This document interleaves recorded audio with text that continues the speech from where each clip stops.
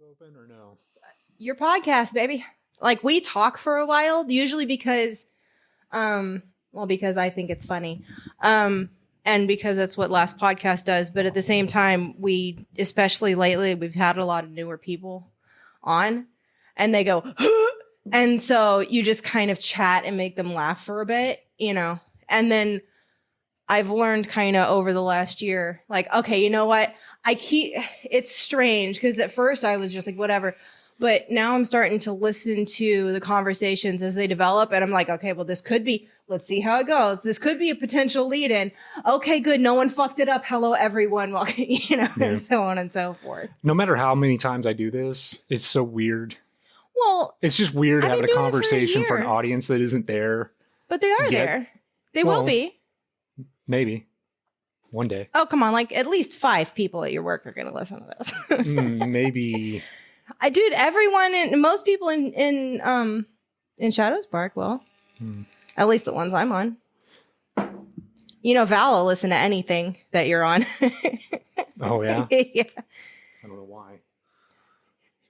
I think she's fond of you. She thinks the whole percolation thing is quite funny. Yeah, I've got a whole thing working for that. Yeah? Yeah. Well, I don't know exactly when yet. Sometime in June, she's going to come for a bit. Okay. Yeah. So in June, I will need to book a hotel. Oh? For me. For you? Yeah. Why? Because my whole thing is like, she's going to come here and you're going to be like, Chad's not here. And it's going to be like, do you even have a husband, Jessica? Oh, yeah. Okay. No, I will play with this, man. Yeah, no, we just need I'll need to like form an indentation on your side of the bed so it looks like I'm just acting as though you're there, but your side of the closet's empty. Like, it's going to take a lot of work for like a momentary thing. I mean, there aren't. We don't have pictures of the family. That'd be wonderful. It's just like this whole thing where it's just, we don't even know if Chad exists. Well, I mean, you've kind of been a mysterious figure for Shadows Park for a while. They've seen me on video. Well, only a handful, just a couple of people, and really just the Chaos Squad. Like, that's really just She was one of them. I know. But, you know, deep fakes. That's a lot of work. Yes, well, I'm known for going. That is an awful lot of work. Like the extra mile. And who's talking now? Did you hire somebody to come and pretend I can to be neither me confirm or deny. I'm going with plausible deniability here. Okay. Yeah. All right. I can neither confirm nor deny anything. Oh. This is going to be a fun episode.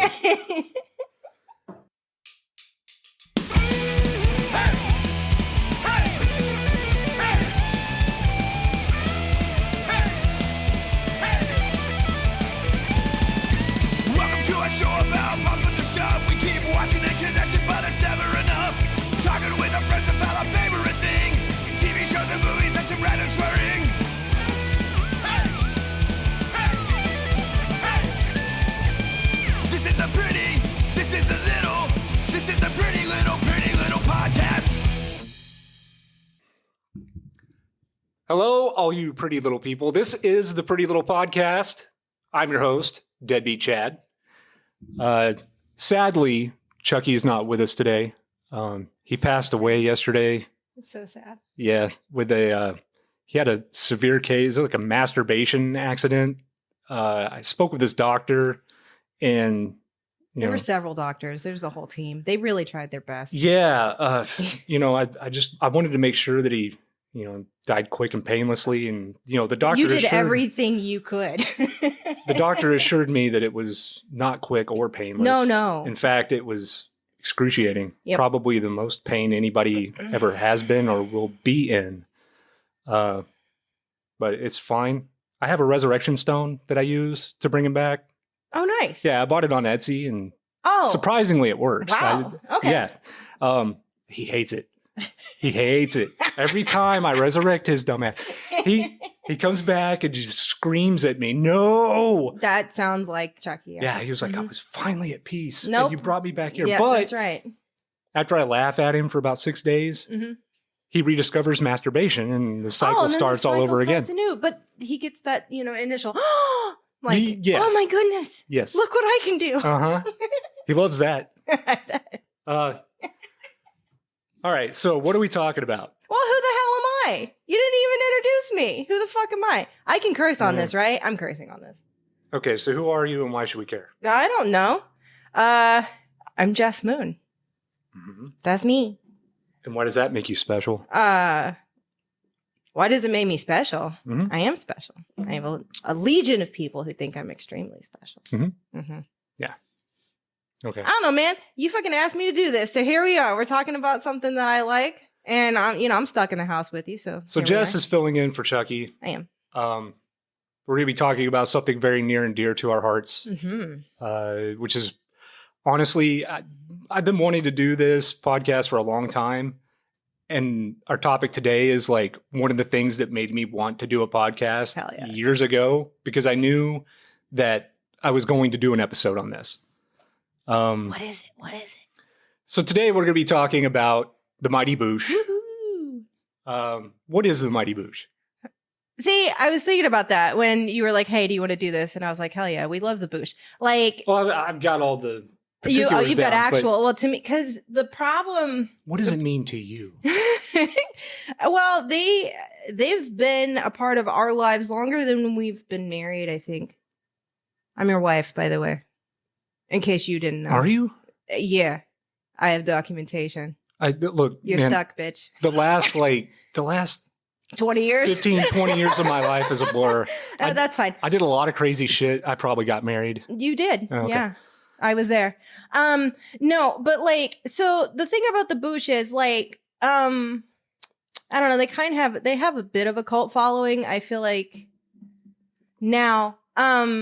But they're really difficult to describe. Like you said, they are near and dear to both of our hearts. We've been quoting various things for a long fucking time now. It's one of those things that we've watched this together so much, especially back when we first discovered it, that it's almost like an in-joke type thing between us. Oh yeah. Where, yes, we quote it all the time. We did when we had rats, like we had pet rats several years ago. One of them was named Bailey because she was cream and beige from Old Greg. Yes. Like that's the level of shit. But the thing is, like, when we first found out about the Boosh, it was from our friend Kevin, who ended up being like the best man at our wedding. I'm telling you, since you apparently don't remember. That makes sense. Yes, and he was the clip of the Legend of Old Greg had gone viral-ish. What was viral in like 2006, but it wasn't the whole episode on YouTube. No, it was just a little bit. It was a little clip, and he came to work, and he was telling us, he was acting out this. He was doing it, and he did it well. But at the time, I was like, "What the fuck? Yeah, I remember him is this?" I was like, "This trying to sell stupid. this thing to me." And I was like, "This is the dumbest shit I've ever heard." And he kept telling me, "You got to watch this thing on YouTube. It's Old Greg." And I was like, "Okay, finally, I did." And I loved it immediately. But I didn't know that it was part of a series. Right. I just thought it was a YouTube video. Yeah. And I thought it had pretty high production for a YouTube video. Yeah, especially back then. Because this was probably around 2008 or 9. Yeah, probably. That he had mentioned this to us. I think so. But we're definitely going to get into Old Greg, because I don't think that's where it started. And that's the most iconic thing, probably. Most people that don't even know what this is knows what Old Greg is. I'm Old Greg. Yeah, they know. And if I ever talk to somebody about this series, that's typically where I will direct them to get them interested, because this is a very short series, so it's a very easy watch. Right. Especially since the vast majority of these episodes are just so damn good. Me personally, I think season 2 and 3 are the better seasons. Season 1 is kind of flat for me. But season 1, I don't know, because season 1 is different because they're at the zoo. So anyways, The Mighty Boosh is a UK show. It's like, okay, do your business thing. All right, go for it then. Okay, so The Mighty Boosh is an award-winning surreal comedy series written by Noel Fielding and Julian Barrett, produced by Baby Cow for BBC 3, It ran for 3 seasons with a total of 20 episodes from 2004 to 2007. It stars Julian Barrett, Noel Fielding, Michael Fielding, Dave Brown, Rich Fulcher, Richard Ayoade, and Matt Berry. That it does. All of that is very true. That's good research. Yeah. So these guys, it started out as like a comedy troupe, right? Well, yeah, it was like the two of them, really. It was Noel and Julian at first, from what I understand. They had a live show. They did tours, so it was, like that, it was just like a TV improvisational. Yes, thank you. Sketch comedy group. Right. They turned it into a radio series. Right. The radio series then became the television series that, it just like most British things, there's barely any of it. Yeah, there's barely any. It's easy to get through. Like I said, there's 3 seasons, although they call them series. Yes. So there's 3 series. Each series has what, like 6 episodes or something? Something like that. Well, I mean, if there's 20 total, then that's 6 or 7 per, because 7 times 3 would be 21. Right. So something like that. And I mean, like I said, for the most part, they're all fantastic. Yes. You're going to get a laugh out of any random episode. There's fucking that you pick. golden moments like throughout. Like that was another thing I was trying to like figure out what my ultimate favorite. I can't pick a favorite episode. Oh, like, I can. I know you can. I definitely have my favorite, but I've actually got 2 that are kind of very close, and one of which, like, I rewatched this recently for the podcast, and there was an episode that I had watched that I didn't really pay attention to, like all those years ago watching it, that I absolutely adore, because it's just, it's not really an episode of Mighty Boosh, it's just a story. Because, okay, I should probably mention, the way that this series works is it's got a small cast, but they all play multiple characters. Right. They're in full-on makeup, special effects, you name it. It's all practical for the most part. It's almost all practical. With, like the moon obviously is CG'd around, like green screen or blue screen or whatever. The first series, I think, is all practical, and then they started adding some digital effects for 2 and 3. I think it caught on a little more, so the budget was probably upped. Yeah, that's just my obviously guess, had more money in the 2nd and 3rd series. Yeah, they got out of the zoo, started the Naboo. So in the first series, they all work together at a zoo. You've got, I guess we should name the cast. Well, cast of characters. Julian plays Howard Moon. Yes. And Noel is Vince Noir. And then Michael Fielding is Noel's brother. He plays Naboo. Yep. Dave Brown. That's Ballo. Yeah. That's Ballo. Ballo is a gorilla. Yeah. It's just Dave Brown in a gorilla suit. He has less of a role in the first series. Right. More in the 2nd and 3rd. And in the first series, I don't believe he talks. No, he's just in the exhibit, he's just as I gorilla. recall. Yeah, he's just, and then Naboo makes him his familiar, kind of. Series 2 and 3, he becomes Naboo's familiar. He's the Doombringer. He's I've got a bad feeling about this. Yeah. Naboo is like, he's a mystic. He is, yeah. Like a... I don't know, kind of a fortune teller, but also kind of a wizard, but also like he's just Naboo, man. Yeah, so he has a familiar who is he's from another world, I believe, originally. I don't know how he got here. Another dimension. Or something. Yeah, something like that. The backstories on these characters are really vague. Yeah. Rich Fulcher is Bob Fossil. Bob Fossil, who owns the zoo. Or he doesn't own the zoo. He's the manager of the zoo. He's like the supervisor. Matt or whatever. Berry owns the zoo. Yeah. Bainbridge. Yeah. What was his first name? I don't fucking remember. Dixon. Dixon Bainbridge. Yeah, you're right. Yeah. Dixon Bainbridge, who owns the zoo. Rich Fulcher is Bob Fossil. Bob Fossil. Thank you. Yeah. He manages the zoo, and then you have Noel Fielding, who plays Vince. Yep. You have Julian Barrett, who plays Howard, and they are employees just like zookeepers at the zoo. Yeah, just like zookeepers. They clean the cages. They they don't seem to do a whole lot of actual work. No one does. No one does. It's just weird, surreal shit happens. Yeah, that's the thing. Like, but even in series 1, I know you're not the biggest fan, you much prefer 2 and 3, but like series 1 has Tundra, which is one of my favorite episodes. I fucking love that episode. They rap. That's another thing, is there's a big musical element to a lot of this. And when I say big musical, I don't mean like musicals like Phantom of the Opera, Les Mis, or whatever. Vince and Howard are in a band. Yeah. I guess they're called the Mighty Boosh. Kind of. Yeah, because they're introduced. I mean, that's true. On stage, that's as true. the Mighty Boosh. Sometimes they are, sometimes they're not. They play gigs together, but sometimes Howard just wants to do jazz, and it's definitely an episode by episode. There's not a lot of follow through, right? And we should probably mention the personalities of these two. So Vince is a. He's an androgynous himbo, I would say. Himbos are usually muscly. He is he's definitely like on the wind of fashion. Yeah. He's not the smartest. He's very naive. He seems to be a hit with the ladies, even though they don't really they don't really he definitely has more luck than Howard, and then Howard's just this very gloomy jazz man.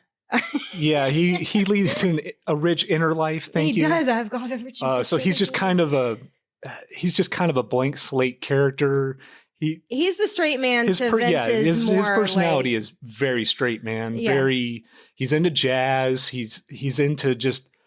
He's fucking hilarious, but never really means to be. And when he's trying to like put on the charm, he fails miserably. Right. I believe he's extremely OCD.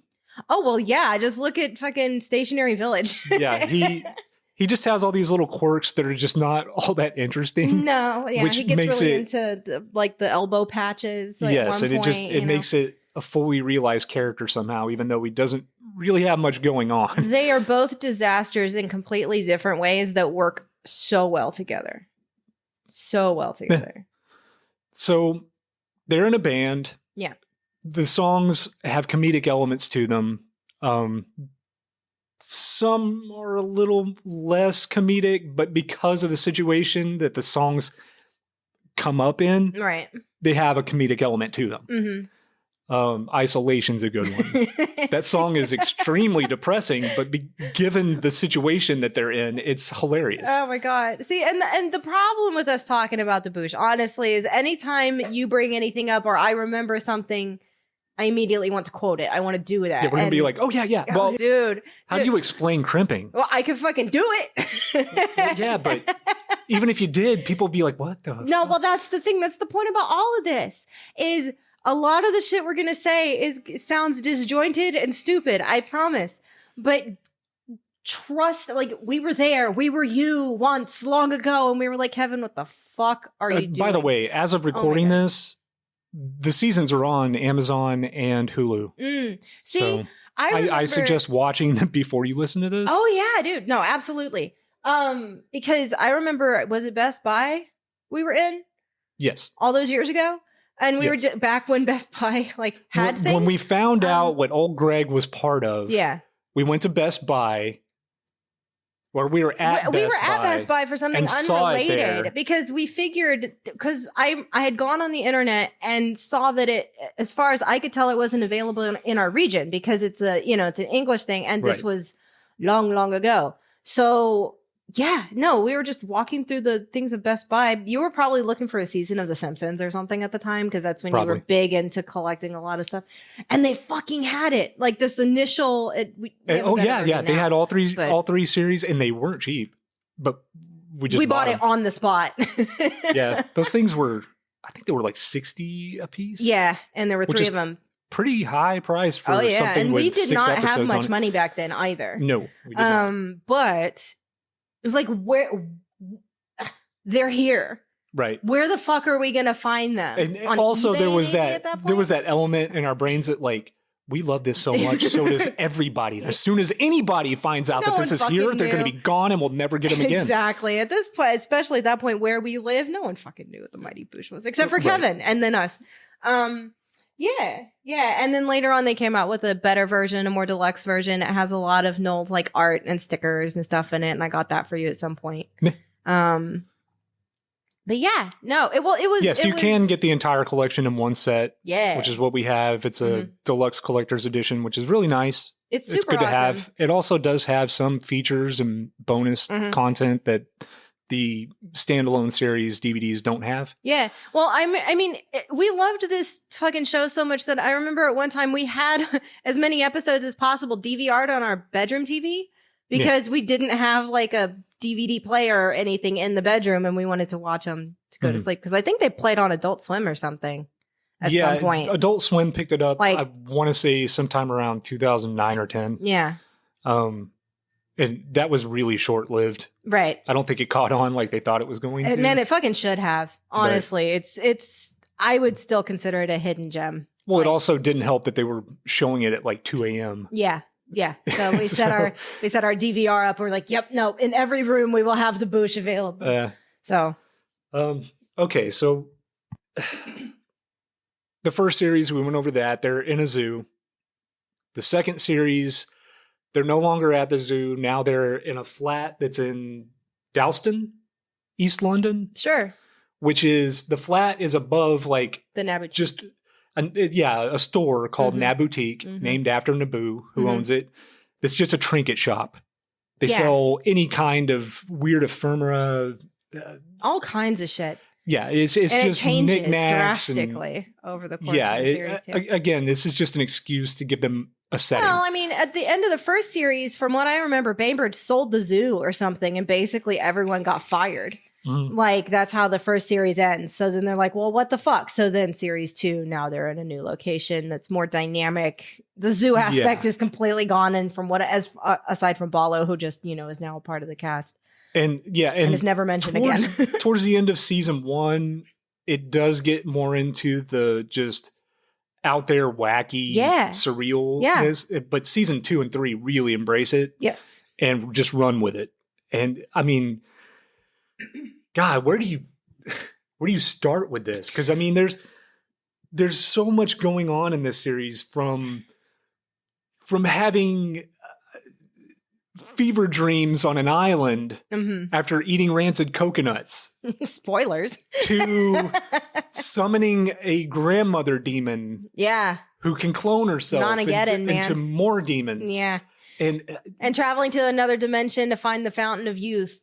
And, and the submarine shrunken down, to save Vince's life because he, is infected by a rogue jazz cell. Like, nothing we say, it all sounds like absolute, but you like the crack fox a lot. Yeah, there's a fox that's addicted to crack that just has his squishy boots.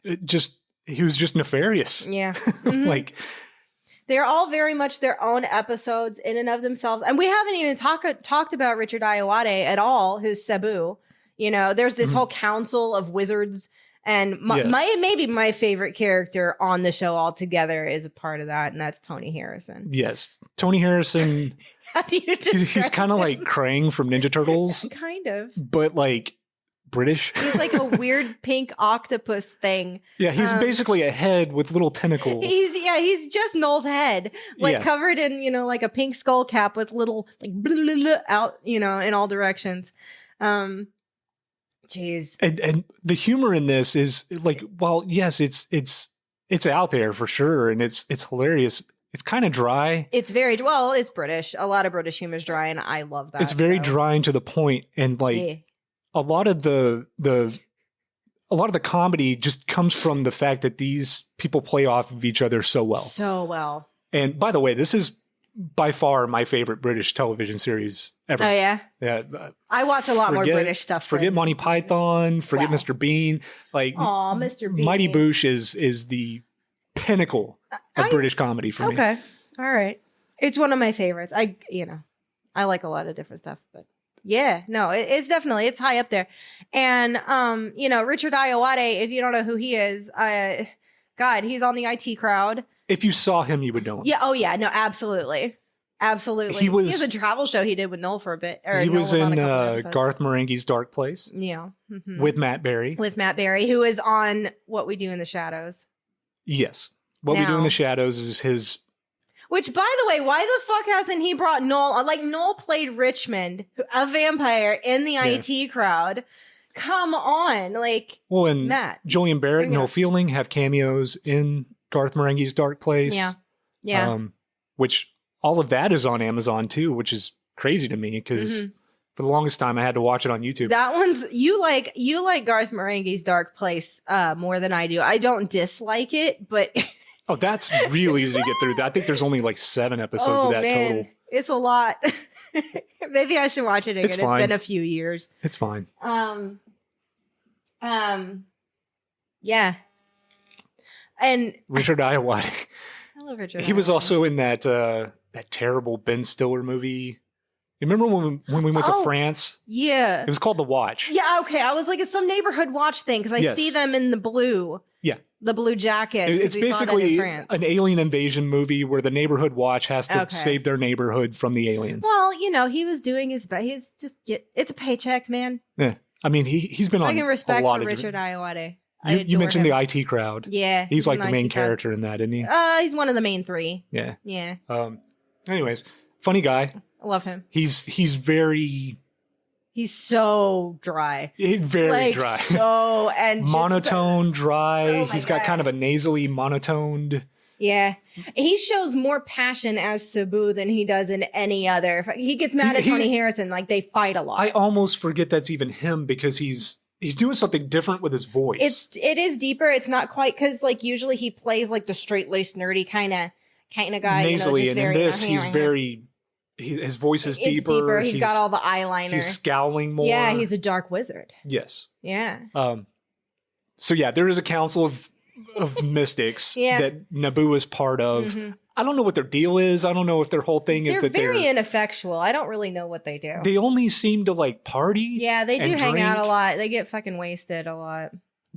But their purpose seems to also be like protecting Sometimes. relics and just magic doodads. They're the protectors of these things, potions. I mean, they just kind of serve whatever purpose is needed for the episode. You know, Right. they're just a group of because Julian Barrett plays the head wizard Yeah. in that one Yeah. too. Again, this small cast plays Yeah. multiple roles. Yeah. Everybody's playing great. multiple characters. Noel Fielding is the moon. Yeah. The Yeah. moon is a character. Mhm. Anytime they need a segue between scenes, they'll pan up to the moon and Yeah. he'll say something And stupid. it's clearly just Noel like with like whipped cream or something on his yes, face. it's like it's probably shaving cream. yeah, honestly. probably shaving cream. But yes, he's it's just his head. Mhm. There's a lot of CG in that. Obviously, you Around, can't, yeah. But yeah, he's It's got. not great though. It's not great CG. They just superimposed his face with like Well, I shaving mean, cream. They do onto that a him. lot because he's all in like Journey to the Center of the Punk. He's on the face. God, there's so much Vince Noir in that one because Julian or Howard has to go inside to save him. So Vince's face is on every cell and everything across Right. the board. Okay, so now we've set up first and second series, or first and second and third series. Mhm. Second and third series are very similar. Yeah. They take place in the same store, the Nab Boutique, Mhm. and they're flat. They do, leave if there's some reason that they need to go abroad, Sure. and it's usually related to the fact that they're in a band. Yeah. Why don't we start with least favorites? Do you have an episode list? I do. Give me a second. I mean, just look at the list. What stands out as God, we haven't mentioned the Hitcher at all. we'll get there. He's a recurring character. See, that's the thing. I don't dislike any of them, especially series 2 and 3. Like some of series 1, Mutants, it's fine. It's all right. Killaroo is Killaroo, not my favorite. But then you get into Ballo and Tundra. Jungle's great. Charlie. There is an episode on season 1 that I honestly think you should just it's a standalone thing. It's just a story. It's the Priest and the Beast. That's not in series 1. It's not? Mm-mm. Oh, never mind. That's series 2, yo. That's episode 2 of series 2. Okay. If you watch any episode, just watch this one because this one isn't. What a strange choice. The reason I picked this is because it really highlights how well Noel and Julian work together, playing off of each other. It's not necessarily a comedy. There are comedic elements to it, but It's like a folk tale. Right. It's a folktale. It's a story about these two guys who are in a band together. They go out into the middle of the desert so that they can find the new sound that they're looking for. Right. And shit hits the fan. They find out that there's a demon that's plaguing a town full of women. Mm-hmm. And then they get caught up in helping them exorcise this demon. That's really interesting. It's a good episode. It's one of the ones I've seen the least, probably. It's also one of the most heavy practical effect episodes there is. Just with the costumes alone on what are their names? It's like Spider. Spider. I don't remember Julian's character's name though. It's been too long. Well, he's Rudy. Oh, okay. He's Rudy. Okay. Spider is Noel. Yeah. He had a weird last name that was... Man, I don't remember. Anyways. But yes, their costumes are very, very ornate in that. Yeah. And it's just fun to watch and look at, and just this very interesting, very creative story about just these two musicians trying to go out and find a new sound that they're looking for. And it's very enjoyable. And that's the episode that I just kind of overlooked. Yeah. Early on, I was like, I kept skipping it. Well, that's the thing about the Boosh. Like, they've been a part of our lives for so long, like we said before. Like, I don't sit down and watch the whole thing. You have your favorites. Right. So. And that episode in particular, it's bookended with, the fact that Noel, or I guess Vince and Howard are in a band. And at the beginning of the episode, they're trying to find a new sound because they're going to audition for a record company, and they just want to impress them with a new sound. So Naboo comes in and tells them the story of the priest and the beast trying to find their new sound. And in the end, what happens? He just gives them a magical potion to make them good at music. Yeah, Naboo is the Deus Ex Machina of the series. Anytime they need to overcome something or what, he's got a potion, he just gives them, and it's all wrapped up at the end. He's such an odd duck. I really like him. He's very meek, very, very Naboo, that too. Yeah, he's soft spoken. Well, and the thing is because Michael Fielding, the guy who plays Naboo, like, he's not an actor. He's a math teacher. And Noel, his brother, was like, I need you to help me with this thing. Here, come here. I've got a character for you. And he was like, oh, okay. So he did this. And then fucked back off to his regular life. He was like, okay, yeah, I'll do it for you. We should probably also mention the name of this series comes from Michael Fielding's hair. Is that true? I never knew that. Yes, he had kind of an afro thing. Oh my God, I can see it. And they used to refer to it as his mighty Boosh. So that's where this series gets its name. I never knew that. That's amazing. And you can't really tell because he always wears a turban in the series. So I don't think I've ever seen the man's hair. So I think he grew out of it. I feel like I've seen him at like press events or something. That's interesting. But you would not know that they're brothers. Like, they could not. Like, they look nothing alike. By the way, Noel Fielding has a very distinctive look. I've never seen anybody that looks like this guy. He kind of looks like a lion. I mean, I like him. I'm sure a lot of women find him attractive because he is so distinctive. He's striking. And he's very charismatic unique. And striking. And no one else looks like this man. No. At all. He's also on the Great British Bake Off. Okay. Yes. So you know me. They don't fucking know me. The audience doesn't know me, but you know me. I cook. I bake. I love cooking shows and baking shows, especially competition shows like Top Chef and all of that shit. And I had watched the Great British Bake Off for years. When Mary Berry and Sue and Mel were still like on the show, and then they left. And then I will never forget, it's the weirdest like two aspects of my life slamming together in the weirdest fucking way when they announced that Noel Fielding was going to be the new host on the Great British Bake Off. He's so straight. I was like what? He's so straight-laced on that. He has his little moments, but he's definitely more reined in. he is such a. He's so good. He knows fuck all about baking. He doesn't know any. He is just Why is he there? I don't know, because people. I mean, I know he's much more well known there than he is here. But most people probably just know him. Most Americans, if they know him at all, just know him as the guy in the weird sweaters from Great British Bake Off. And it's like, dude, I have been following his career for decades at this point, and what? He does so good, though. He still knows nothing about baking. Okay, so least favorite episodes. Mine is probably Charlie. It's okay. That Charlie, at least the Bubblegum Nightmare, at least there's a song there. Is there a song in all the episodes? Yeah, there is. They have. I mean, as far as series 1 goes, that or Mutants is or Killaroo. And he's a Hubba Bubba Nightmare. By the way. I'm sorry, a Hubba Bubba Nightmare. You are correct.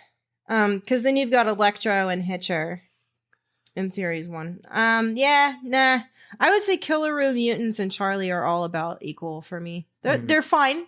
All of my least favorite episodes are from series 1. Yeah. For sure. I mean, although there is like Party, I think that's like the last. Amazing. No, come on. It's amazing for one reason. It's a very bad note to leave the series with. Well, I don't know if they intended to leave it there. I don't actually know what happened. It's still the last episode, so I don't know. No, the Chokes is the last episode. Is it? Yeah.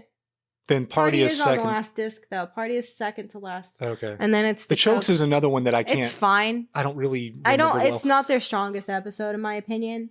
Yeah, it kind of pittered off there at the end. Yeah, for sure.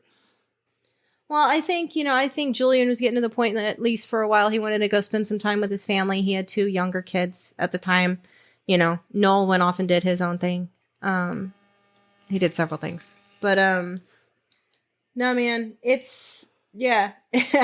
See, I don't know, because we've had this thing for so long. It's disc 4 and disc 5 for me. It's the second half of series 2 and the first half of series 3 that are amazing. Because, you've got, on this one disc, I like Call of the Yeti. That's one I don't watch all that much. I mean, that whole concept is so strange and rapey. Yes. Okay, so we should probably mention roofied the characters, the secondary characters. Let's say not the main stay cast, right? But all the secondary characters that they play. Not all these characters are funny. A lot of them are very disturbing. Yes.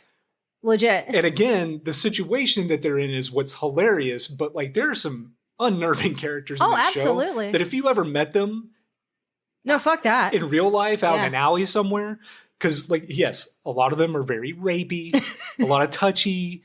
It doesn't matter if they're male, female. It doesn't matter. They want to grope you. They want you in their lair. They want you. Well, that makes it sad. That really colors that. Well, I guess so, because old Greg too, huh? Yeah. Yeah. Old Greg is one of them. The Yeti is one of them. The Hitcher doesn't want to touch you. He just wants to. He can be. He's unnerving. He can be quite unnerving because you don't know his motives. Yeah. You don't know what he's about. And he could snap at any moment. Yes. Because he's just like a cognate bastard. He is. And he's a ghost? Yes. He's definitely definitely a Victorian something. He's very Victorian Cockney motherfucker, with all the eels and everything. Yes. He comes to visit Naboutique because it used to be a pie shop. Yeah. That served eel pies. Yeah. And then he just strong arms them into giving him money for insurance. Yeah. Which is basically an allegory for the mob. Yeah. Well, give me money and I won't beat the shit out of you. There were a lot of gangs, like Cockney gangs back in the day, like in Whitechapel, during the whole Jack the Ripper thing and all of that. There were a lot of I haven't actually seen one of your favorite shows ever, Peaky Blinders, but as I understand it, it has to do with stuff like that. Yeah, Peaky Blinders. I know you love Peaky Blinders. Okay, so it was always going to be harder to find bad episodes. Right. Or at least favorite episodes, I guess. what about your favorite episode? What is an I episode don't you could put have on? a favorite episode. That's been really difficult because I love Journey to the Center of the Punk. I fucking love it. But if God only one, because I really love the Fountain of Youth a lot. But honestly, Power of the Crimp, maybe if I had to pick only one, Yeah. it might be Power of the Crimp because that is fucking genius from beginning to end. Yes. it Like- is. Well, let's break it down. Okay. So this episode starts with Vince coming in looking Mhm. sad, depressed. He's late to work again. He's late to work, Mm-hmm. and Howard is asking him what's wrong. And he tells him that he had just visited the doctor and he got some bad news.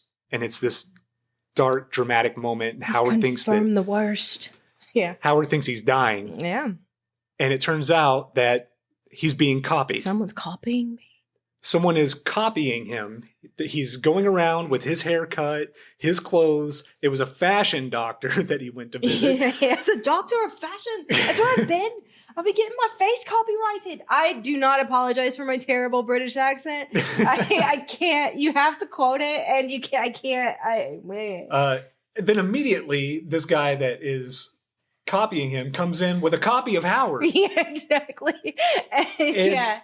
Oh my God. What is his name? Hold on. It's Vince Noir. So it's because I know it's Harold Boone. Harold Boone is the Howard Moon.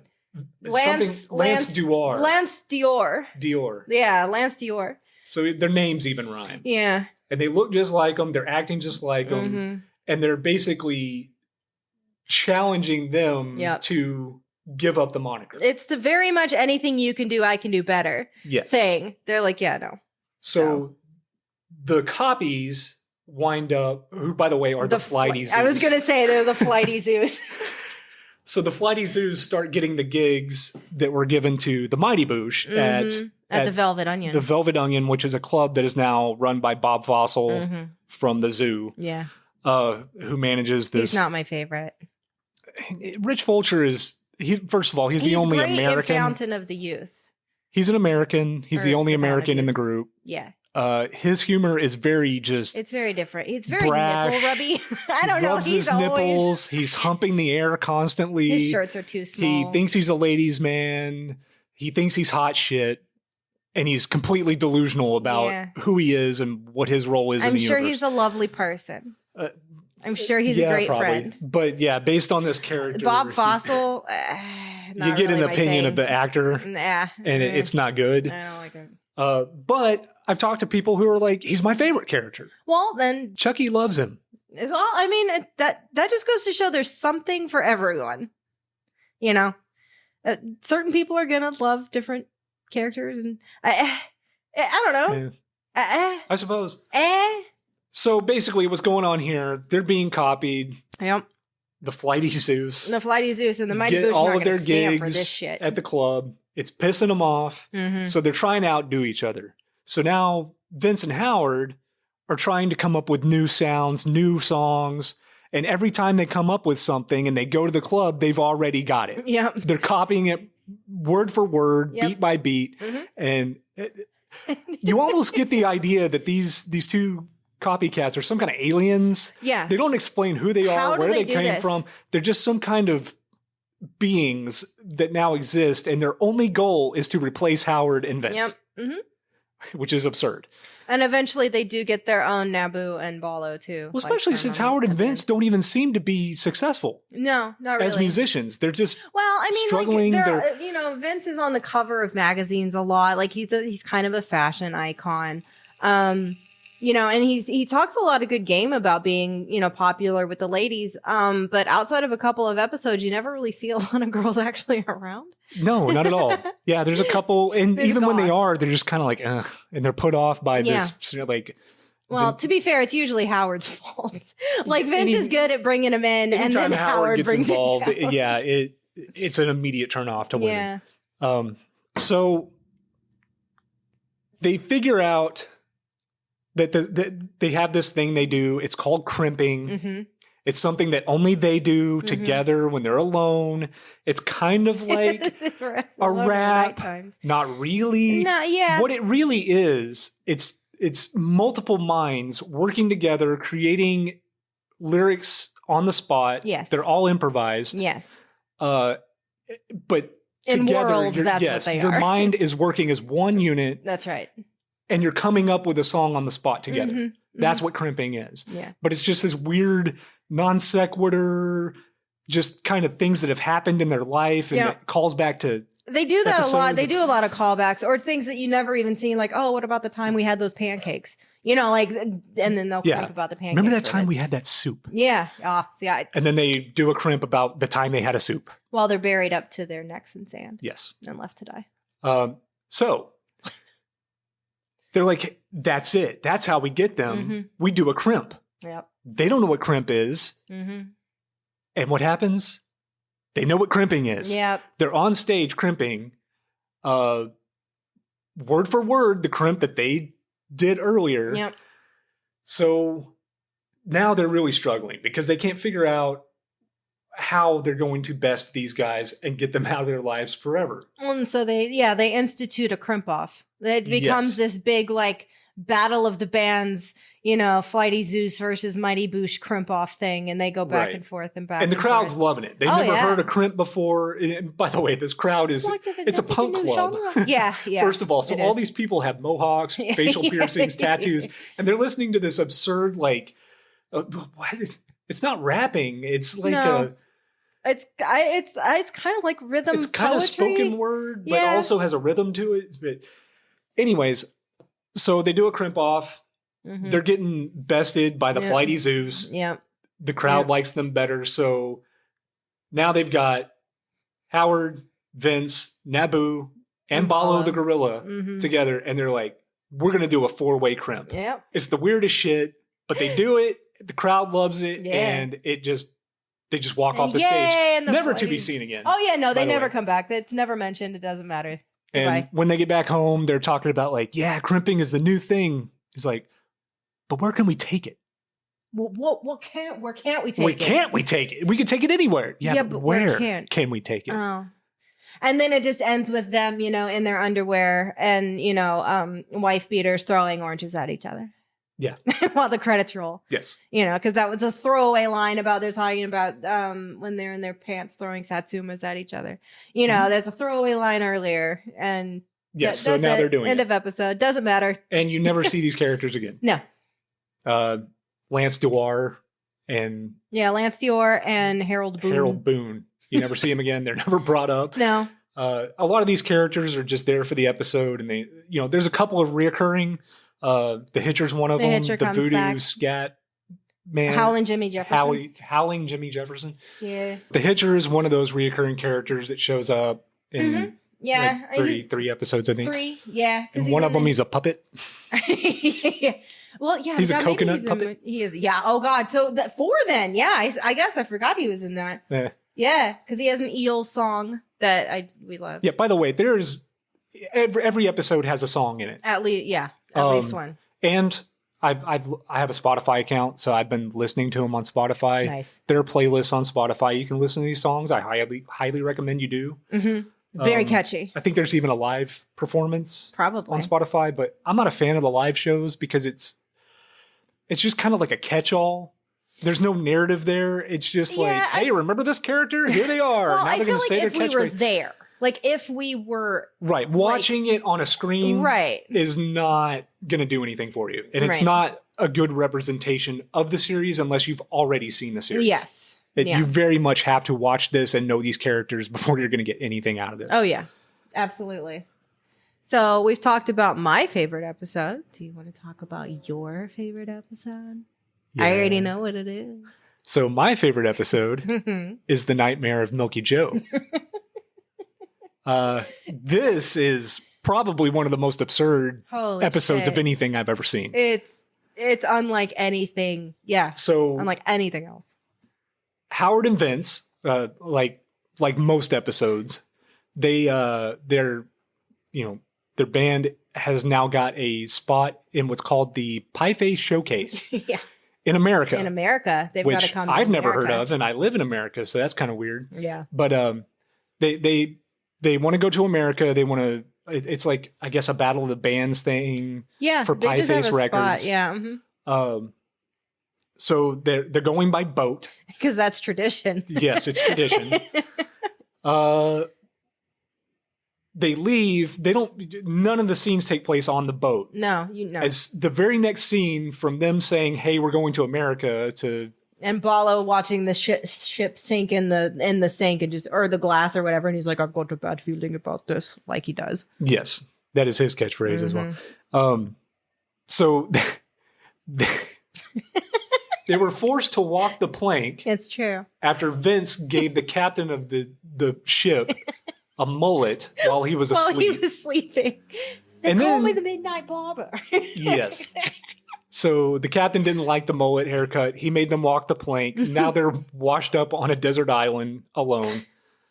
I do need to point out, though, when you go back later on to see Naboo and Ballo, you know, in the flat for a minute, it is noted, like, he made the newspaper. The captain is like the talk of the town with Yes. this new mullet haircut. Yes, So he is. Vince was right.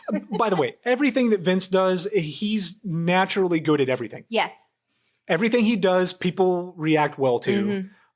There's parts where if he's fishing, he's going to catch all the fish. And then he won't even use bait. Yes.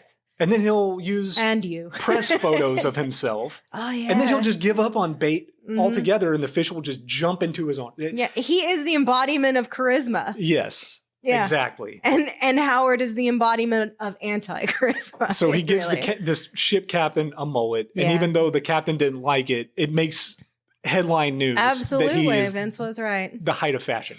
Anyways, yeah, so they're on a deserted island now. So Howard is there complaining that Vince got them basically mutinied off the, I guess not a mutiny because they weren't the captain, but No. they They were kicked off. were kicked off the Yeah. boat, made to walk the plank. Yep. And he's bitching about it. And Vince is like, well, what are you complaining about? I cut your hair. Who do you think cuts your hair? I'm in He's there like, in the you don't. night, slipping away.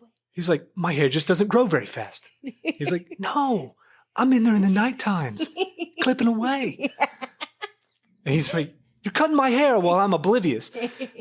So anyways, that's a whole thing where we find out that Vince is cutting Howard's Yeah. hair Yeah. at night when he's And asleep. yet, in an earlier episode, he insults his hair at the beginning of Fountain of Youth. He calls it like brown smoke. Yes, because it's so thin. It's so thin. And he's like, it's not thin, it's fine.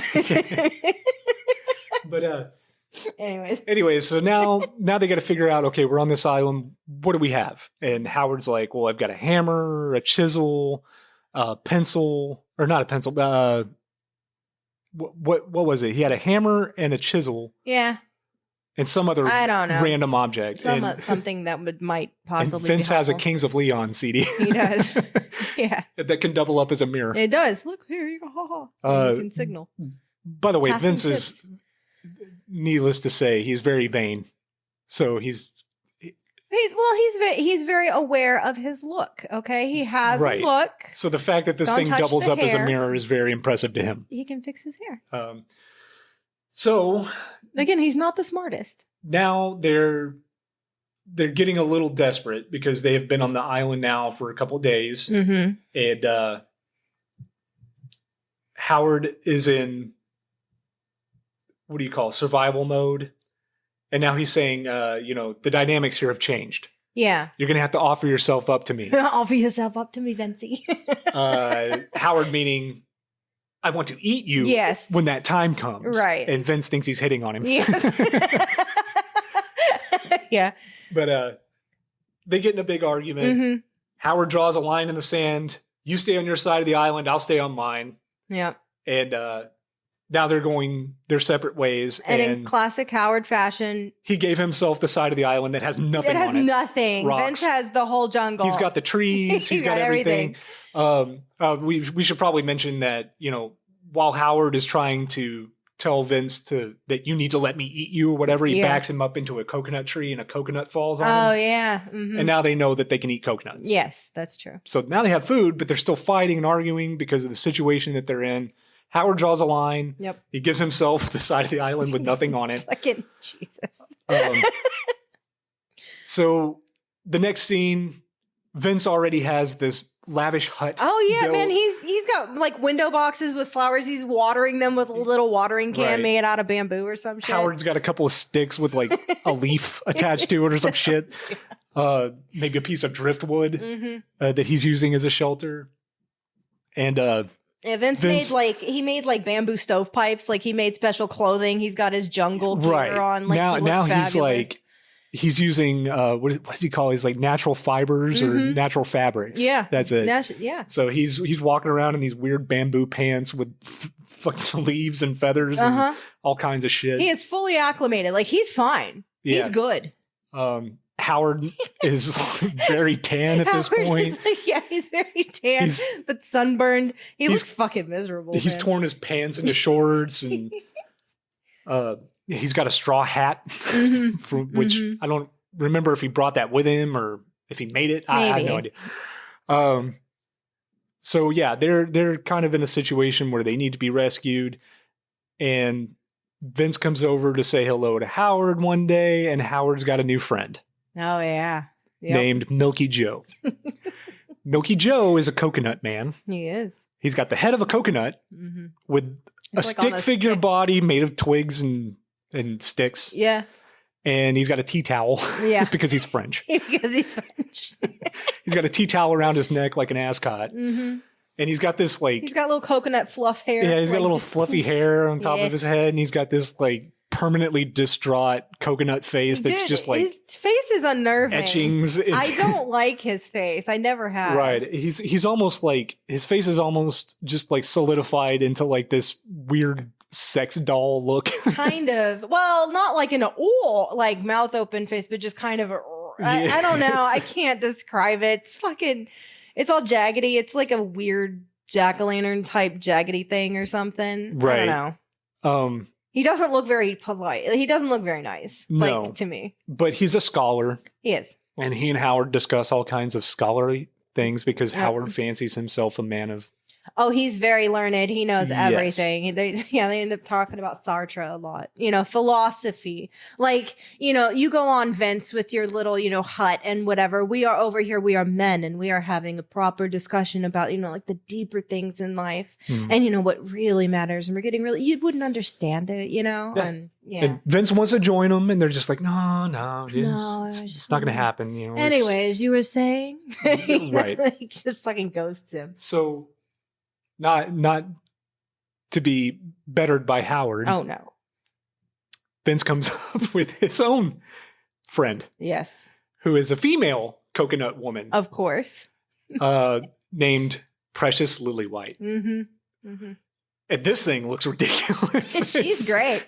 She's got wild leaf hair. Yeah. I think it's like straw. It's like dried palm fronds or something. Yeah, and he's like stitched her together an outfit that's just ridiculous. Like she's got lipstick around her coconut mouth, and again, she has another one of those just permanently distraught looking faces that's just absurd every time you look at it. It gets more absurd the more you look at it, actually. Oh yeah, no, absolutely. And now he's palling around with Precious Lillywhite, and now Howard is jealous that he has a woman. Yeah, no, he immediately is like, well, hey, who's your friend? Who is that? Oh my goodness, she's beautiful. And part of it, like, he's so immediately attracted to this coconut bitch. He's just like, who is this? He's like trying to fix his hair and everything. Right. Oh my goodness. Oh, he's all flustered. Yeah, so... So Howard just goes and pals around with Milky for a while. Yeah, he's like, why don't you go talk to Milky Joe? You want the, Vince is like, no, go on then. He should be pulling out his fossils right about now. Sounds like a riot. And he just like saunters off with his coconut girlfriend. And Howard, of course, is left going, oh, fuck. So, yeah, Vince is kissing on her in front of Howard and making him jealous. And later on, he has another friend, another female coconut friend. I do need to interrupt you, though, and remind you that Howard did try and make his own girl. At one point, he tried Out to of pass Milky it. Joe. Yeah, Yes. and he was like, "Ask Milky Joe in a wig." Yes. And Howard's Yes, like, "God damn he it!" puts a wig on Milky Joe, trying to pass him off as a woman Exactly. to make Vince jealous. But now Vince has 2 women. Yes. Coconut women. Mhm. This one's named Ruby, Mm-hmm. the new one. Yeah, she got the curly hair. And so now Howard is insistent that you introduce me to Ruby. There's 2 of them. There's 2 of us. You're not doing, and Vince is just like, oh, I want to go for the coconut 3-way. Yeah, I think I might go for the coconut 3-way. I thought he was saying freeway the first time. Oh, I yeah, was like, no. what the fuck kind of innuendo is A that? freeway? Yo, they don't even call them freeways. They call them motorways. Right. So Vince wants him to himself, and now Howard is insistent that he introduces him. So Vince caves and says, yes, come over to our hut at 7 p.m. How they know what time it is, I don't know. It doesn't really matter. I don't know. I know Vince has like a sundial watch at one point, but I mean, Howard's got fuck all. Yeah. So Howard comes over to get introduced to Ruby, Yeah. and, they kind of hit it off, I guess. I guess. That scene ends with Howard, doing the yawn and Stretch stretching his arm around her. Yeah. So now Howard has a hut Mm-hmm. that he's built, Mm-hmm. and Ruby is living with him. Yeah. Vince decides that he's going to throw a party, and he comes over to invite Howard and Ruby to come to their party, which, by the way, has a full-on fucking coconut DJ. It's got Oh yeah. people in attendance that are coconut people, and Milky Joe shows up. Milky Joe, yeah. He's there. Yeah. He shows up. But Howard is now in his hut with Ruby, and Vince comes over to invite him. And this is the surreal darkness that we talk about where it can turn Yes. so fucking fast. Vince knocks on the door. Howard answers the door, and he's got a black eye. And Vince is like, what? What happened to your eye? He's like, it's nothing. I fell. He's like, did Ruby do this? He's like, I can go talk to her. I can talk. He's no, you'll make it worse. You'll make it. I got to put up shelves tonight. I can't come to your party. come to your party. I have to put She'll up hear shelves. you. I've got to go. So now Howard he's is the being battered- abused by Yeah, this yeah. coconut woman. Oh my God, it's ridiculous. So while Howard and Ruby are alone in the hut, they're having this argument that because Howard wants Which to go is to the totally party. one-sided. You never hear her speak. No, Right? she's You just got kind of this get vacant the, face. Yeah, the camera just sitting kind there, of closes in on her pans in. face. But there's a lot of And character in these. Oh, yeah. These things. They come off well because they do like move them around kind of sometimes Slightly, and give yeah. them these weird angles. Mhm. Those Dutch angles or the German expressionist angles. But so yes, Howard wants to go to the party. Ruby doesn't want him to go to the party, Yeah. but he's having this conversation by himself. Yes, no, he is talking out loud to this coconut lady Yes. who then, in his mind is responding. It's a whole thing. Right. But he's very much the battered boyfriend. Things get heated. Yeah. Howard pushes her. She falls, hits her head on a rock. You see the coconut water Coconut leaking water out of just her. kind of. And now he's in trouble. Oh, yeah. Because now he's murdered Ruby. So he runs over to the party, gets Vince, shows him what happened. Now they have to, oh, by the way, Oh. this party is being filmed by a coconut man with It a is. coconut camera. Yep. Mhm. So he's got this camera and he's filming the party. Anyways, that's important because when is. Howard drags Vince over to show him that he has killed Ruby, And it was an accident. yes, it was legitimately an accident. But now they're plotting on how to get rid of the body. Mhm. And the coconut man that has been filming the party pops up in Yeah, the you window. just see it like and now he's up. filming them confessing to murder, Oh, yeah. which gets the coconut cover up. police involved. Yep.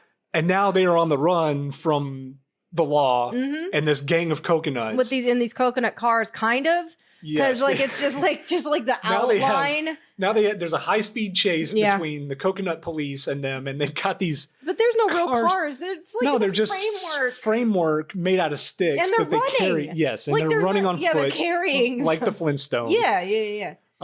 And then they hit a tree Yep. and pass out. Yep. Then they're being woken up on a desert island Mhm. by a different ship captain throwing water on them. And they're like, wow, what's going on? He's like, you boys have been eating rancid coconuts. Mhm. So this whole episode was just a fever dream that they Yep. had Yep. when they first got washed up on this island. and they've been eating coconuts that were rancid, passed out and had a fever dream about this whole situation. Now they're being rescued by this other ship captain who actually wants a mullet. Yes, he does. So he invites them on board and takes them home. Well, they take yes. So, but the end of the episode, because we talked about isolation earlier in this podcast episode as one of the songs. That's a song that Howard sings when he's alone on the island. He also writes a poem, which I was laughing about earlier because he has to like etch it into the stone, because like he doesn't have a pen. He's working on his poem. But I was just remembering something about like the voice on the wind, and you hear the wind like whisper, "I hate you." Yeah.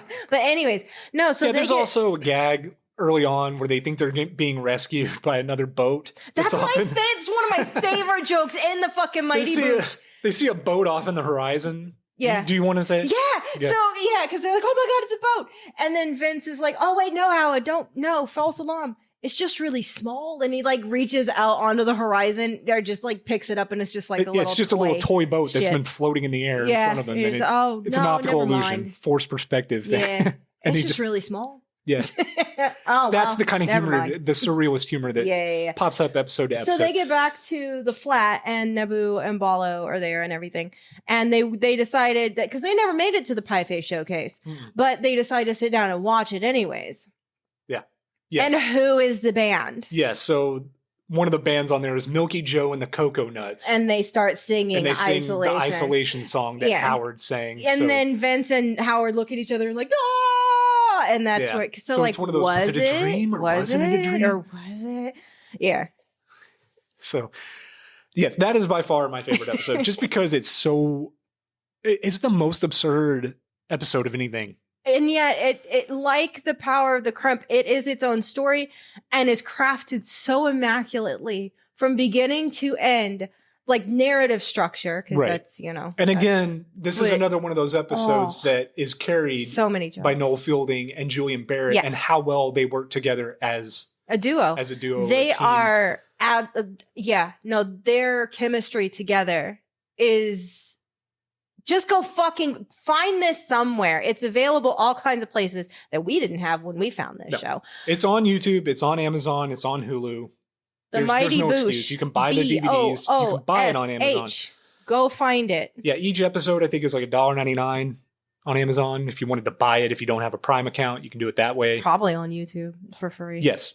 But give them money if you can. Like, fucking find a way to give these people money, because it is absolutely worth it. I did go buy this deluxe special edition DVD that we have. Yes. It's cheap enough. I think it's only like $50-$60. It was $80 when I bought it, but that was a long time ago now. Yeah. That's when it was new. There's no excuse not to have this, especially if you are a collector of movies like I am. Yeah. Put this in your collection. Yes. For sure. All right. So that being said, we got to talk about one episode in particular. Okay. Duh. Yeah. It's the episode that anybody who knows anything about the Mighty Boosh knows who Old Greg is. Yeah. The episode is called The Legend of Old Greg. Yep. This episode starts out with Howard and Vince coming back from a gig. Mm-hmm. And Naboo and Ballo are there asking how it went. And they're playing it up like, yeah, it went great. The crowd was loving us. Mm-hmm. You couldn't get enough.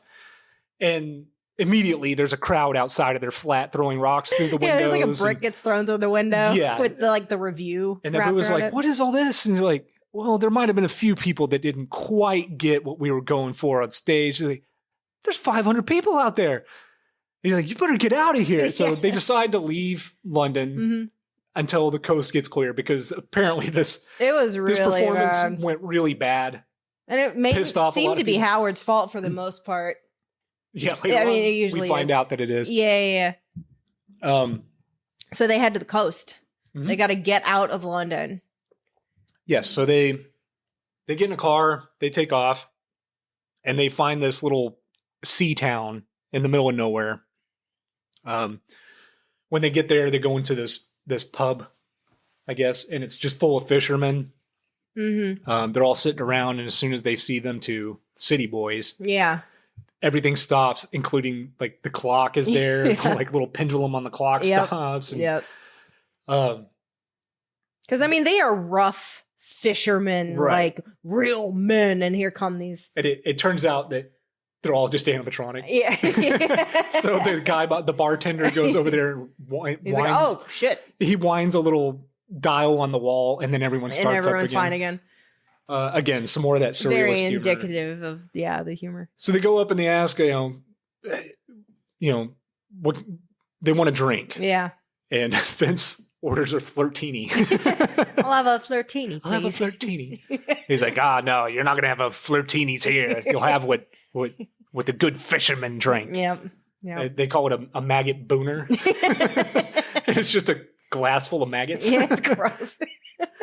And then he's like, oh, okay, well, what can we get to eat? And what was Vince ordering? He just wanted some kind of like Yeah, I'm trying to cracker, remember. some kind of cracker thing or something. He's like, It's been a long time since I was hummus. I know he with asked hummus, him. I think if it's he like a has hummus. cracker thing with hummus or whatever. Yeah. And he's just like, nah, you'll have what the fishermen eat. And he's like, what is that? And he's like, it's a curry with It's some naan kind bread. of curry. Yeah, well, because the not you naan bread. Yes. Yeah. It's a curry with naan bread. So they order that and they go have a seat. Mm-hmm. And when they get there, they find a local artist Oh Who's- God, I forgot about that. who's played by Rich Fulcher. Ugh, it's so gross, man. Yeah. So this guy's whole shtick is he's a local artist at this sea town, and he just puts He seashells puts on shells things. on things, and it's not actually gross. Okay, I have issues with like clusters of things, Yes. and There's a word for it. It's trypophobia. That's it. Yeah. Some people have it. Any group or clusters of things people have phobias of. I Yes, don't I'm like it. well aware that you are knee deep in this phobia. It's really real. I Right. swear, it's so gross. So some of the shell things I don't like. But so this local artist tells them about a local. No, he rents out boats. That's what it is. He Yeah. tells them to unwind. They want to unwind after Yeah. this bad performance. He tells them he rents a boat. They're like, yeah, we'll do it first thing in the morning. He's like, no, you want to go out. You want to go out midnight Yeah, when the go waters, fishing and all that. yeah, when the water's crystal clear and Mhm. there's no waves. You want to go out right now. And he's like, okay, fine, we'll do that. So they rent a boat from him. And then his wife comes She's to bring him covered in home, and shells. she's just covered in seashells. Blech. But next scene is Howard and Vince Mhm. out on this boat. Yep. They're fishing. Howard's loving it. Vince could care less. He's just He's like, bored, whatever. He's man. bored. Yeah. It's not his thing. But Howard's like, no, you got to lose your city eyes, and you got to get into. Howard gets like this like weird again with the philosophical, just like he tries to be so deep and mysterious, and he's like, no, you Yes. and almost like zen like kind of new age sometimes, where he's Right. like, you have to be Howard's the one type with of the guy world that and- sits there and goes, you have to listen to the notes they're not playing. Yeah, oh God, yes. Well, especially with his jazz freak self. Right. Yeah. But God, that's perfect. Yeah, that's exactly what anyways, he's like. Howard's loving it. Vince is bored. He wants to leave. So Howard gives him this inflatable dinghy. Yeah. He's like, here, just take this and blow it up and leave. So Vince is sitting there blowing it up by mouth, Mm-hmm. and it's taking him forever. And he's just like, he's out of breath, and he's just like, isn't there a foot pump? And he's like, yeah. Well, because He's just Howard being is a- also super pissy because the thing you talked about the fish earlier about how Vince is, that's where this happens, is him just Howard hasn't romancing caught the a fish up. yet. Yeah, and Vince so has he's caught a super pile salty. of fish. And that's why he's fucking bored. He's like, come on. Yes, like, he's we've like, done this. and Howard's like, what are you using for bait? He's like, well, I was using whatever. I was using press photos, and then I just No, stopped he's like, using I was bait. using bait, but then I just started using press photos. And now I'm not using Now it I've at given all. up on bait altogether. Mhm. And he's just like, come on. Mhm. And then just Yeah. jump into him. And you. And you. Whoop. Yes. And Howard's just looking Howard's at him so like, salty, man. yes. So Howard is not leaving until he catches a fish. Right. Vince is ready to leave. He gives him the dinghy. Yeah. All that shit. Vince leaves. Yep.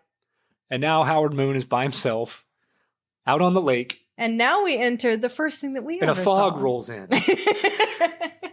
There's a full moon. There's a full moon. And with Mhm. this fog comes a creature Mm-hmm. who appears on the boat, who introduces himself lots of times Yeah, throughout well, the episode. Because Howard finally catches something. It's just Yes. not exactly what he was hoping So for. now we meet Old Greg, who is a scaly manfish He is. with a mangina. And I guess it's implied that old Greg, he's a legend in the town. Yes. No one has ever lived except for one guy to tell the tale Right. of meeting old Greg, who we will find later. Yes. This is an absurd character. By the way, this is another one of those characters that is completely unhinged. He's unsettling. He can be. He is unsettling. He's very stoic to the point. I want what I want, and I get what I want, and I want you, Howard. Yes. And you are mine now, and I am going to take you to my cave, and you are going to live with me, and you are mine. You are just a knickknack in my cave. Yeah. I will have my way with you, whatever that is.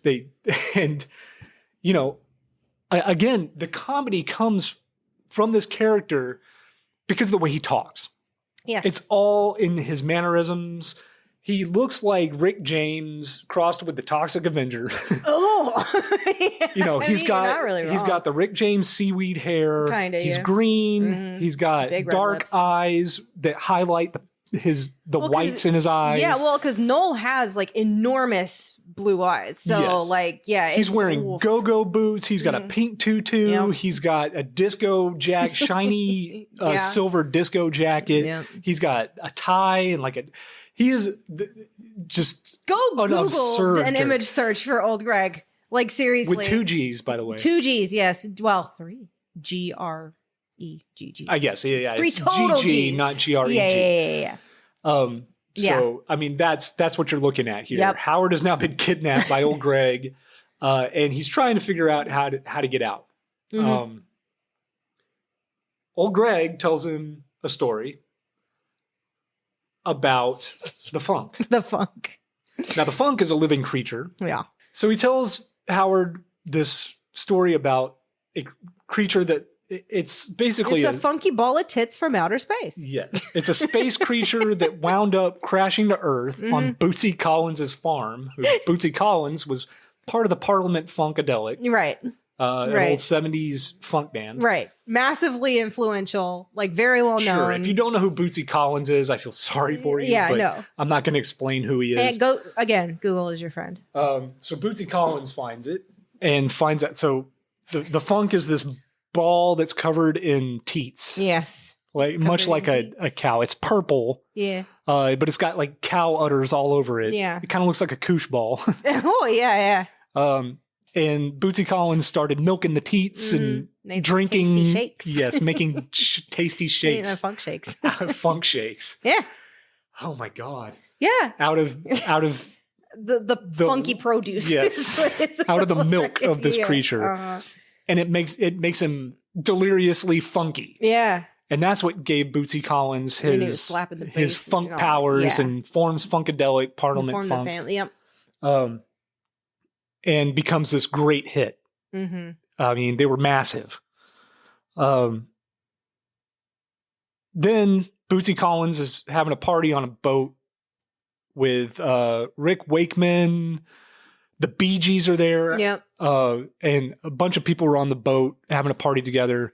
And they accidentally kick the They kicked funk, the funk this overboard. creature, Yeah. off the boat. And it sinks to the bottom of the ocean where old Greg finds it. Yeah. And he now brings it's it in- home. And this is why old Greg, he's got kind of a funk He is a little aesthetic funky. to him. So yeah. I'm sure he's been drinking some of the produce. Maybe at least just or close proximity to the funk, you Right. know? Yeah. But something. now he has the creature, and he's Yeah. telling Howard, we can make ourselves some tasty shakes. We can go on the road and form a funk band. And Howard's like, "And what? And get out of the cave? Yes, let's go." Mhm. He's like, "But there's one catch. You have to take my, what is it? my lovely hand in marriage. Did you say lovely? I think so. Okay, so Howard has to Something marry like old that. Greg. Yeah. He's like, you get what you want. Old Greg gets what he wants. You know, to be married and live this life of a Yeah, I don't know. housewife. Yeah. And so begrudgingly, Howard agrees. He's like, whatever, just get me out of this fucking cave. And so old Greg's like, yeah, I'm going to go make us some shakes, you know.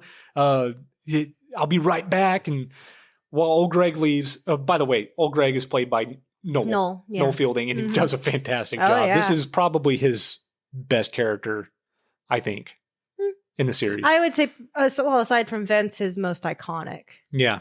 And I mean, the makeup on this and everything, getting into this outfit had to be a Jesus. fucking nightmare. But so now old Greg is going off to make some tasty shakes, and the whole time Vince is, back at the bar that they originated in, and he calls Naboo Because he learns about right. old Greg and the danger. And He all goes of to that talk shit. to one of the sailors there, one of the fishermen, and he tells him, only one man has ever lived to tell the tale of old Greg. And he's like, oh, and he's sitting at the bar, and he's like, oh, okay, well, I'll go talk to him. He's like, yeah, you're free to try. And he goes and he's like, can you tell me about old Greg? And this dude just turns around and starts screaming. Yeah, it's not good. So now Vince is like, okay, Howard's in trouble. Shit, I better let's call call the Naboo and Deus figure Ex out what the hell to Machina. do about this. Naboo! So he calls Naboo, and Naboo gets his submarine Yeah. and comes to help them. So while old Greg is going and making the shakes for Howard and him to drink so that they can be in a funky band together, After getting married. of Naboo's course. submarine shows up with Vince and Balo, and Howard could not be happier. He's like, get me out of here. So they get Yeah, well, because the whole time, and I mean, we skipped over a lot of stuff. We didn't talk about the Baileys. We You didn't talk should watch about it love because games. we But can't do it No, no, no, justice no, no, talking no. about it. but one thing I really like, Howard is very aware that this is an unhinged being who has him captive and can Yes. turn. And he's like, he sees Carly Jefferson on the wall. He sees that people have been killed, and so he's had this. He's been trying to not encourage Greg, but not piss him off. So he has been terrified and trying to play along Right. this whole time. So yeah, when the submarine comes up. It is the most real. Oh, thank God! Yeah, and it's like a such trafficking relief. victim being Yes, rescued yes. by authorities. Oh, Very much oh so. God! Yeah. So he goes. So yeah, they leave. They've got the funk. Howard steals the funk Yeah, he does take the phone. and takes it with him, and he's Mhm. like, because of the whole situation here was they had a bad gig Yeah. that went south Mm-hmm. and got them here. Well, now they have the They have ability the to make funk. some shakes for themselves, and they can make a funky band and get back in the good graces of the crowd Yeah. at the Velvet Onion. Yeah. And they do exactly that. Yeah. And And the They're episode all- ends with a really good funk song too. yeah, Yeah. I think it's just called "We've Got the Funk." We've got the funk. Yeah, Got it's the funk. it's not my favorite. Well, I mean, it's for while the credits yeah, it's are just a going. credits thing. But Yeah. well, on their way back, driving back to Mm-hmm. their flat, old Greg is on top of the car, so he's Yeah. coming home with them. That's kind of a non sequitur. Like though- he yeah, never comes back. he doesn't. He's just like, I'm all Greg. I've got a mangina. Yeah. And then that's the end. That's again, that's an old Greg shtick, is he keeps continuously saying his name. That's his catchphrase. I'm old Greg. Yeah, I'm all It Greg. is- yes. Pleased to meet you.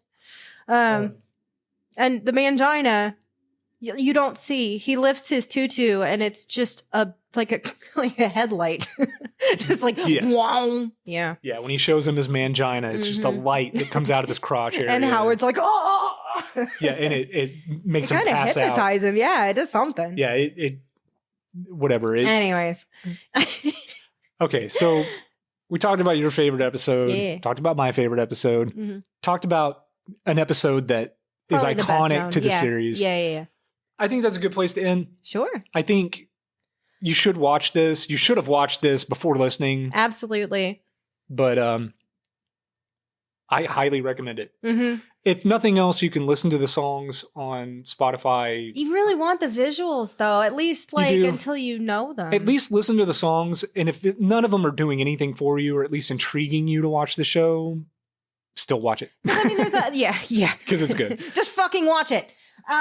Yeah, I mean, there's a lot. It's all very dry, surrealist humor, but there's so many flavors there. So many episodes that since they're standalones, so many different vibes. Like, not everything is dark and rapey. Okay, like that's not at all. And while those things are played very, very dark and straight, the situations around it are what make it yes, funny and engaging absolutely. and charming. This series It's so is just charming. fucking charming. Absolutely. It hooks you. And I mean it hooked us decade and a half ago and, Yeah, and has you are, yet to let go. If you get your family involved in this is one of those things you're going to be quoting at each other like you do The Simpsons or any of Family Guy. It's infinitely quotable. I will say that anybody I've ever showed this to loves it. Yes. No matter what. I've never had anybody come back and say, from my mom fuck to you our for kids making me waste my time. Yeah, no, everybody loves this shit. It's also something that if you find someone else who knows about it, it is like, you know, the Spider-Man meme where it's like the two Yes. Spider-Man. Oh, me too. What you mean? Yeah, it's an immediate. Oh, you know the Boosh. Oh my god! And then it's kind of like a Monty Python thing. Although I'm permanently tired of Monty Python. Hot take, but you know how people quote the fucking Holy Grail immediately. Mm-hmm. It's that type of thing, except fun to me because that's not. Yeah. Holy Grail's been beaten to shit for me. So, characters. Who's your favorite? Vince. I think. Okay, aside from the main human people. Oh, Tony Harrison. Tony Harrison. Yeah, I think he's I love Tony Harrison. Okay. Yeah, for me, I don't know. The Hitcher's great. The Hitcher's great. You really like the Crack Fox. That's not my favorite. I like him. That episode is not.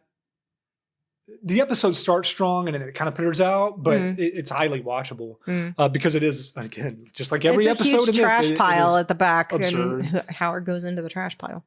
Yeah. So, yeah, I guess the Crack Fox. I think visually he's one of my favorites. He's one of the more Milky interesting. Joe is also just because how simple and absurd the character is. Yeah, sure. But he does have character. Oh, absolutely. Like the way that they move him around and puppet him around. Yeah, and I know that Noel has a lot to do with the art direction because he's an artist. You know, a lot of the art that you see, because there's also little cartoons occasionally. There's animated segments that tell stories and things like that. He does the art on all that. Yes, so, and those are much like Terry Gilliam does with Monty Python. Right. There are animated elements. Right. And it's very like cut, like I guess you would say collage-y looking. Kind of. Yeah. Simple animations, but they're good. They're good. They're very effective, very striking, very stylized. Yes. Instantly recognizable as Boosh stuff. Yeah. Absolutely. Which, we should probably mention too, like the iconic part of this series is Noel's artwork. Yes. The faces that they use, the little Mighty Boosh face that they have in the logo, those things are plastered everywhere. They're on walls. They're framed. There's it's a clock. It's like the hidden Mickey at fucking Disneyland or something. Yeah. It's like spot the Boosh heads. So there are Boosh heads littered throughout this series. Again, the animated sequences are all done by Noel. Yeah. So yeah, I think that this is just, it's a very solid series. It's easy to get through, which I think is, I mean, that's an upside. That is paramount to getting somebody interested in something. Right. The last thing you want to do is tell somebody to watch a series that has 15 seasons with 24 episodes each, and they just don't want to. Yeah, I know how you are with anime. I get it. I'm like, well, I literally. But you could do this in a weekend. Oh, absolutely. Not even. If you started on a Saturday morning, you'd be done by late. It's so Saturday infinitely evening. bingeable, and yet if you only have half an hour. Yeah. You don't. There's no overarching story, really. Yeah, take the it episodes whenever you are only have. 25 minutes. Yeah, something 24 minutes. Yeah, long. because it's a half-hour show for TV, so minus commercials and whatnot. Okay. So yeah. All right. Well, I guess we'll call that an episode. Where can people find you? Me? Yeah. Little old me. Do you want people to find you? Yeah. I don't want people finding me. I don't want anybody. Well, you're hooked find to me, bitch. So, do you think about that before you ask me to do this? I guess it would be pretty easy to find me. Anyways. But most of your stuff's private. So, I am Jess Moon. I'm at JHL Moon on Twitter, Instagram, and Blue Sky. I have a publishing house called Shadow Spark Publishing. We publish books. Shadow Spark Pub. I also have a podcast, the Shadow Spark Podcast. That's at Shadow Spark Pod everywhere. So, yeah, man. Come find me. Oh, yeah. We should probably have mentioned that you have your own podcast. Oh, no, it's fine. I did it now. I've been doing it for a year. So the Shadow Spark Fun Podcast, times. what is that about? Well, it started out with, so like I said, I own an indie publishing house, which means I have authors. I think we have like 31 authors. Sure. Sure, something If like you that. say so. I don't know, man. You can tell me anything right now. I believe you. No, nice. Yeah. Yay, marriage. And you know, at its base, it's me and some of my authors: Erica McCorkle, Valerie Storm, Alyssa Lausang. We're the four that started it. It's a weekly podcast. It can be found anywhere you can find your podcast. We do also have full audio video episodes at our YouTube channel, which is youtube.com/@ShadowSparkPublishing. Yeah, at Shadowspark Publishing. And yeah, man, we talk about everything from what it's like to write books to favorite things that we're into to we have a lot of interviews with different authors and stuff like that on. It changes weekly. But it's just, you know, us getting together and talking for a bit. It kind of started as an excuse for the four of us who became friends to justify spending time together because all I do is work. I work all the time. So. That's why, I had Chucky come on board with the podcast.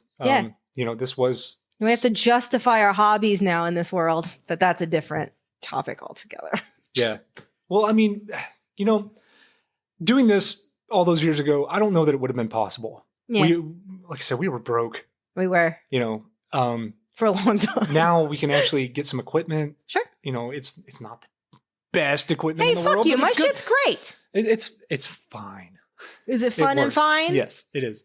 But yeah, I feel, very blessed to be able to do this. Yeah. And I'm glad I was able to do this with you. This was fun. We'll do another episode. Hell yeah. I already have one in the works. It's going to be a good one. Yeah. Something that, again, we both love. Yay. That helps. Yes, it does. Some of the shit y'all talk about, I'm like, you have fun. Well, and I kind of, just so everyone is aware, Chucky is my co-host. Yes. He is just as much part of this podcast as I am. But there are things that... Oh, I'm an occasional guest star. Right. There are just topics, things like that he just couldn't care less about talking about, that you and I both love. Yeah. So I'll have you on the show. This is not my podcast. I am a guest on this podcast. You're in the big boy chair. I am. Right now. It is a big boy chair. That's my chair. I've got the big boy microphone. You do. You have my mic. I'm over here to the side because I'm the guest. So yeah, this won't be the last you hear of Jess. Haha. And I'm sure at some point, Chucky and I are going to revisit the Mighty Boosh because Chucky does love the Mighty Boosh. Yeah. We'll do something, whether it's just a short episode or something, so that he can talk about it as well. I'd love to do that with him. And yeah, so we'll call this an episode. Thanks everybody for listening. Until we see you next time, have a good one. Bye. Bye.